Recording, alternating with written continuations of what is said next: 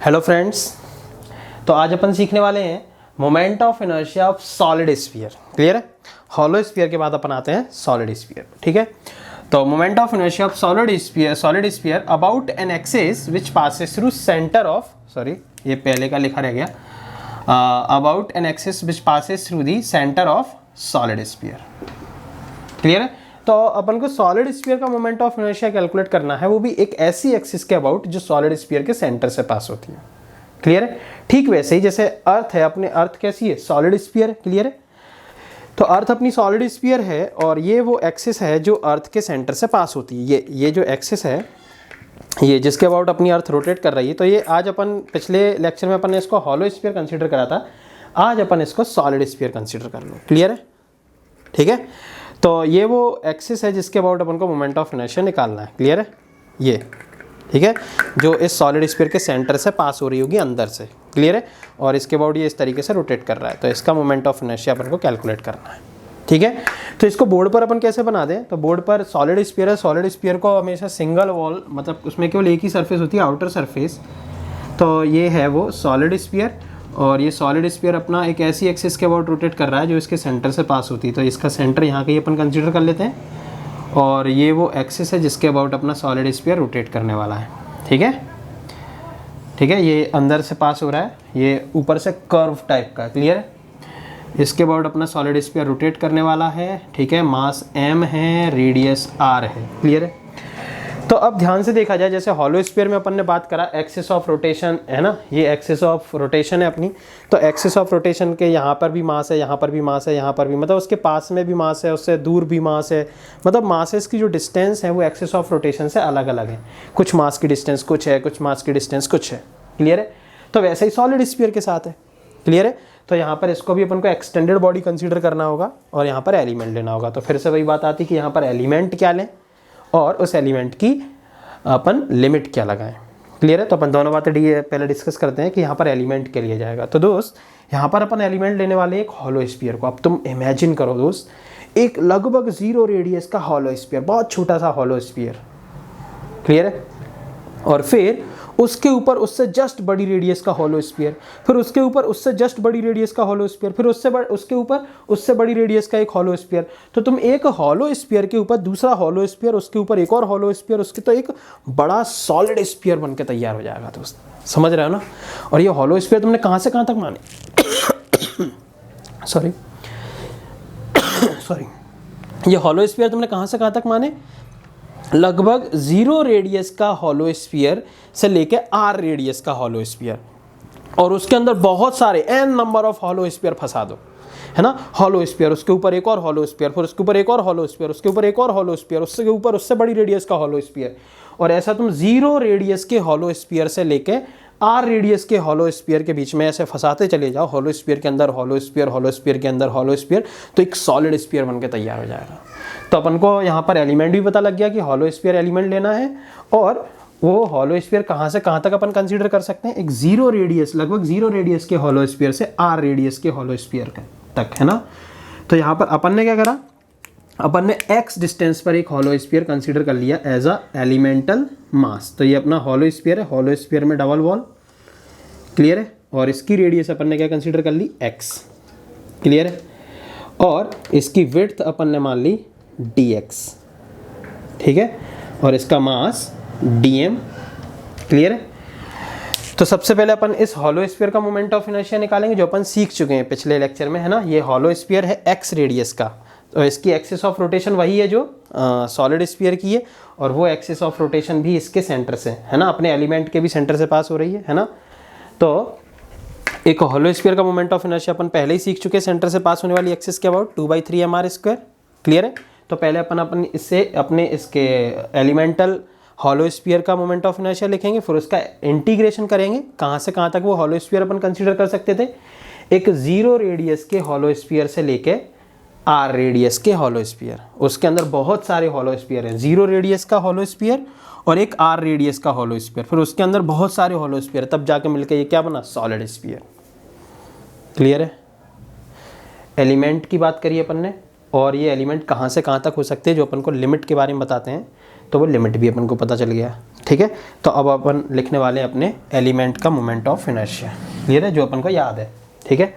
तो moment of inertia of elemental hollow sphere, ठीक है, हॉलो स्फीयर, क्लियर है। तो हॉलो स्फीयर का मोमेंट ऑफ इनर्शिया यहाँ पर अपन लिख लेते पहले।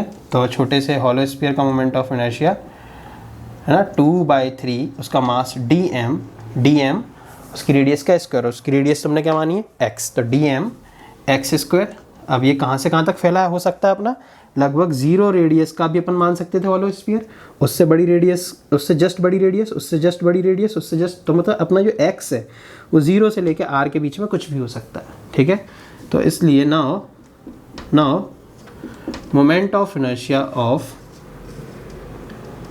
होल सॉलिड स्फीयर है ना, तो पूरे सॉलिड स्फीयर का मोमेंट ऑफ इनर्शिया, तो अपन इसको इंटीग्रेट करने वाले हैं, ठीक है।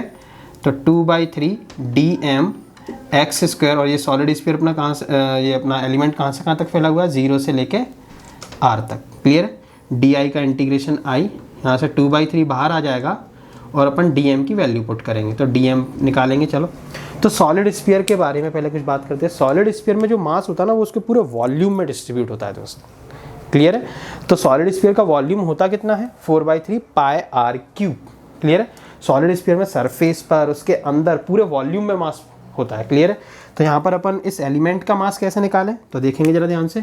तो पूरा वॉल्यूम कितना है सॉलिड स्फीयर का, 4/3 πr³, तो मास ऑफ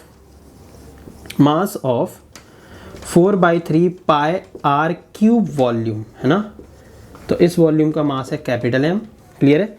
तो मास ऑफ यूनिट वॉल्यूम, तो यूनिट वॉल्यूम का मास क्या हो जाएगा, तो यूनिट वॉल्यूम का मास हो जाएगा m/4/3 πr³।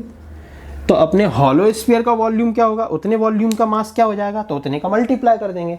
तो हॉलो स्फीयर का मास क्या लिखें अपन, तो मास ऑफ, अब हॉलो स्फीयर का वॉल्यूम है कितना, तो हॉलो स्फीयर का वॉल्यूम होता है उसका एरिया जो कि 4π, उसकी रेडियस का स्क्वायर, तो 4πx² इनटू उसकी विड्थ जो कि dx है, तो 4πx² into dx volume, clear है।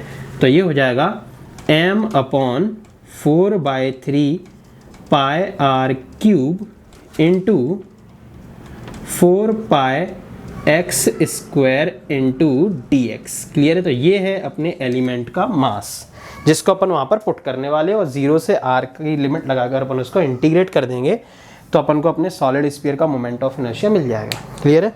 तो देख लो, यहाँ पर पुट कर देते हैं dm की जगह m/4/3 πr³ 4πx² dx into x²। 4π से 4π कैंसिल आउट हो जाएगा, और ये 3 ऊपर चला जाएगा और इस 3 से कैंसिल आउट हो जाएगा, क्लियर है। कैलकुलेशन है सिंपल सी, देख सकते हो तुम लोग। और x² और ये x² मिलकर x की पावर 4 हो जाएगा, ठीक है। तो i इज इक्वल टू, यहाँ बचेगा 2 और m को बाहर निकाल लेंगे अपन, 4π कैंसिल आउट हो चुका है, और अपॉन में r³ भी आएगा, और अंदर बचा रह गया केवल 0 से r x⁴ dx, और इसका इंटीग्रेशन होगा x की पावर 4+1 अपॉन 4+1, ठीक है। छोटा सा सिंपल सा इंटीग्रेशन है, तो 2m/r³, क्लियर है। इंटीग्रेशन हो जाएगा x⁵ अपॉन 5 और लिमिट 0 से r, ठीक है। अब यहाँ पर लिमिट पुट करेंगे, upper limit minus lower limit, ठीक है। तो i इज इक्वल्स टू 2/5 बाहर आ जाएगा, ठीक है। r³ अभी कैंसिल आउट कर देंगे, चलो एक स्टेप और बढ़ा देते हैं, तो r³, ठीक है। और यहाँ पर लिमिट पुट करने के बाद हो जाएगा r⁵ minus 0, r⁵ minus 0, clear है। r³ r⁵ से कैंसिल आउट होगा तो r² बचा रह जाएगा, और फाइनल अपना रिजल्ट निकल के आता है 2/5 mr², क्लियर है। तो ये रिजल्ट अपन को याद रखना है। एक सॉलिड स्फीयर का मोमेंट ऑफ इनर्शिया एक ऐसी एक्सिस के अबाउट जो है ना उस सॉलिड स्फीयर के सेंटर से पास होती है। तो यहाँ पर अपन ने एलिमेंट क्या लिया, एक हॉलो स्फीयर, क्योंकि हॉलो स्फीयर के अंदर हॉलो स्फीयर के अंदर हॉलो स्फीयर, तो फाइनली एक सॉलिड स्फीयर तैयार हो जाता है, क्लियर है। और हॉलो स्फीयर का मोमेंट ऑफ इनर्शिया अपन पढ़ चुके हैं पीछे, क्लियर है। अच्छा पीछे पढ़ने से मतलब नहीं होता, एक्सिस ऑफ रोटेशन भी देखनी होती है ना। तो यहाँ पर जो अपन ने हॉलो स्फीयर एलिमेंट लिया है वो जिस एक्सिस के अबाउट रोटेट कर रहा है उस एक्सिस के अबाउट मोमेंट ऑफ इनर्शिया अपन पिछले वीडियो में पढ़ चुके हैं, क्लियर है, जो कि कितना था 2/3 mr², क्लियर है। तो यहाँ पर अपना ये सॉलिड स्फीयर था, है ना, और उसके अंदर जो अपन ने छोटा सा हॉलो स्फीयर माना है ना, तो वो छोटा सा हॉलो स्फीयर एक्चुअल में जिस एक्सिस के अबाउट रोटेट कर रहा था वो भी उसके सेंटर से पास हो रही थी, इसलिए अपन ने 2/3 mr² यूज़ करा है ना, 2/3 dm और उसकी रेडियस थी x, क्लियर है। और दूसरी बात, ये हॉलो स्फीयर तुम कहाँ से कहाँ तक एलिमेंट के तौर पर मान सकते थे जिससे पूरा सॉलिड स्फीयर कवर हो जाए, तो वो 0 रेडियस, लगभग 0 रेडियस के हॉलो स्फीयर से लेके r रेडियस का हॉलो स्फीयर, है ना। अगर उनके बीच में तुम बहुत सारे हॉलो स्फीयर लगा दोगे 0 से r के बीच में, तो एक सॉलिड स्फीयर बन जाएगा r रेडियस का, क्लियर है। तो इसको लिख लेंगे।